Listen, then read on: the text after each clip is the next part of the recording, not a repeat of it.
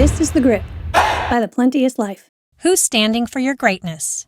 The truth tellers who won't let you settle. Welcome back to The Grip. I'm Becky Henderson, founder and principal coach of the Plenteous Life. Who in your life has permission to tell you the hard thing?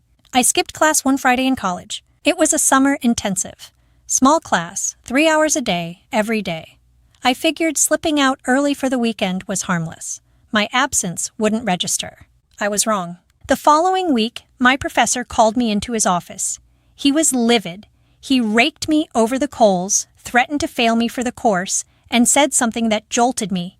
My presence mattered. To be careless about that was irresponsible. It missed the mark of what I was capable of. It stung and awakened me.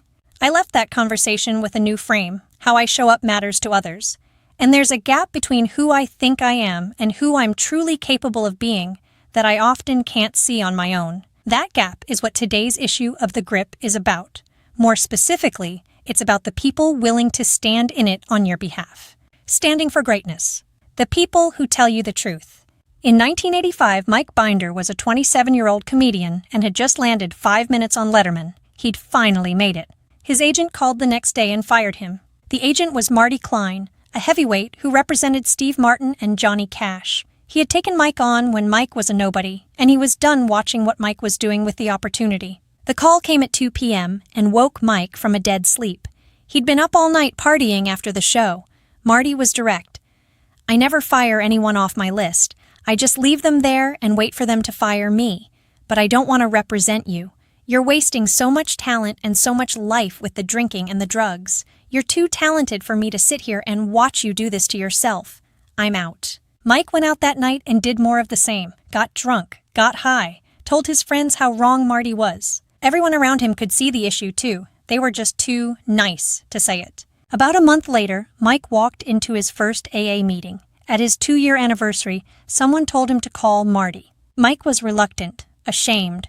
Sure, Marty was done with him for good. Marty took the call immediately and invited Mike to his office. Sitting across from him, Mike told Marty that he was 2 years sober and that Marty's words had done it. Marty smiled. Got a new agent? Mike said no. Good, you got me. That partnership set Mike's professional and personal course for the next 30 years. Movies and TV shows, books, strong marriage, kids. Mike realized the greatness Marty called out in him. None of it would have happened without that 2 p.m. wake-up call. A stand for greatness is kind. Marty Klein wasn't nice. He was kind. Nice protects comfort, image, and approval. Kind tells the truth, holds the line, and serves what is actually possible for you, even when it creates friction. Every person around Mike was being nice. They kept quiet. They stayed comfortable. And their silence kept Mike stuck in a version of himself that was costing him his life. Marty did something different. He stood for who Mike was capable of being. That stand wasn't pleasant. It was abrupt, painful, and unwanted. And it was one of the most generous acts one person can offer another. As a founder, you know this stand. It's the board member who says what the whole room was thinking, the mentor who calls you on the pattern you keep repeating, the partner who asks the question that makes your stomach drop. That friction is not a problem in your relationship. It's the most valuable thing in it. The integrity gap. Imagine it's your last day on Earth, and the person you have become comes face to face with the person you were capable of being.